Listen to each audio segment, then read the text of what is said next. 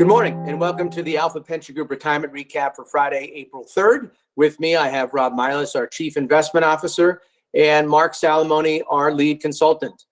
Rob, I'm going to turn it over to you. We had a nice day in the markets yesterday. The futures are all over the place. Tell me what's going on. Yeah, we did have a nice day in the market yesterday after a two-day skid. But what's really interesting, and it's kind of falling behind the headlines of the COVID crisis, obviously, is really what's going on in the energy markets with regard to the oil prices. So yesterday, oil prices spiked 24%. So you may remember just a few days ago, we were talking about oil at $20 a barrel. It's bounced back up to the last number I saw was around $32 a barrel. So you can imagine that that's a huge bounce back. And that was, a much needed reprieve for companies within the S&P 500 energy sector, which were up over 9% yesterday.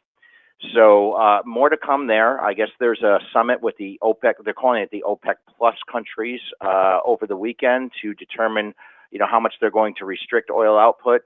More to come probably next week. With that, we saw the fear index, that VIX index, that fell to 51. And that's the lowest it's been since March 10th. And again, if you remember, that spiked to a record level in the 80s. And so we're down into the 50s. I think the market's, again, slowly getting back to normal. And I say slowly, and believe me, 51 is still a high measure for that number. But again, it's going in the right direction. What's not going in the right direction, as we heard, is the number of initial jobless claims. And that spiked 3.3 million people. So we've seen that number be basically 10 million Americans over the last couple of weeks have filed for unemployment, and obviously that's dire for the economy and for those people. Obviously, we're thinking of those folks. I started to try to think about, really there's two things that I think about that trump just about everything else with regard to the economy, what's going to happen, et cetera, et cetera. And this, is something that we've talked about the entire time.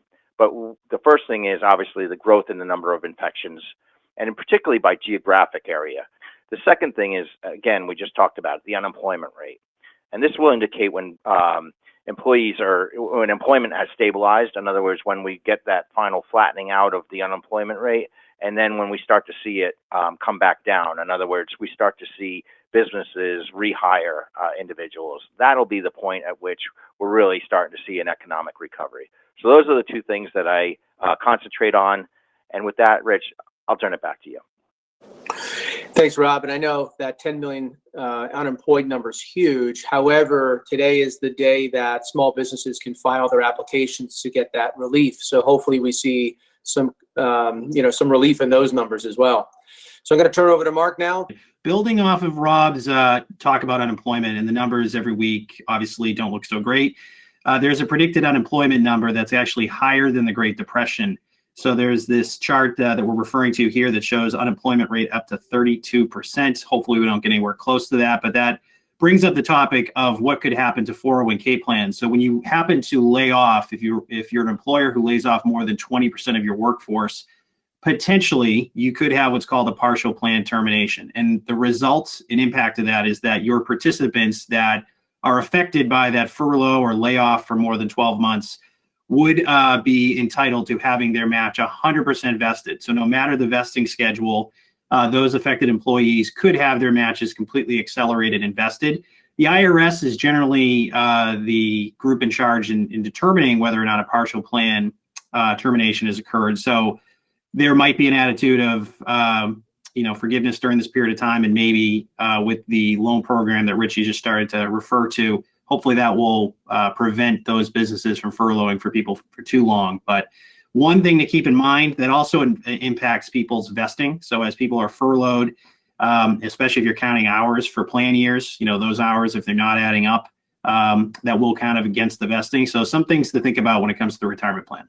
Thanks so much. Yeah, partial plan termination is one of those nuances that many people don't know about or think about when they're laying people off. And in this case, it's certainly an afterthought, but must be considered because it has implications. So I need to leave you for the weekend on some high notes with some good news. So if you take a look at the chart, this is historically some of the downturns we've had in this country. And you can see that there is a significant bounce back. And generally after 2 years, things bounce back. So the worst case is after the 2001 9/11 downturn, the market bounced back about 3%. But you see right after that, the savings and loan crisis took about 2 years, but 12%. The early 80s recession, about 48%. And the one that's probably most relevant to us because simply we just remember it the most, it was the most recent, was the Great Recession. So after about 2 years, there's an 84% rebound. So when you average those out right in the middle, you see the navy blue line there, about a 42% bounce back. So we've been talking in this series about sticking to your plan, not reallocating, not making any decisions that could be harmful. This is one statistical reason why, is that things do come back. So I'm going to leave you with that for the weekend. And we can look forward to at some point a rebound, which is a good way to end this series for the week. So thanks so much. Have a great weekend, and we'll see you on Monday.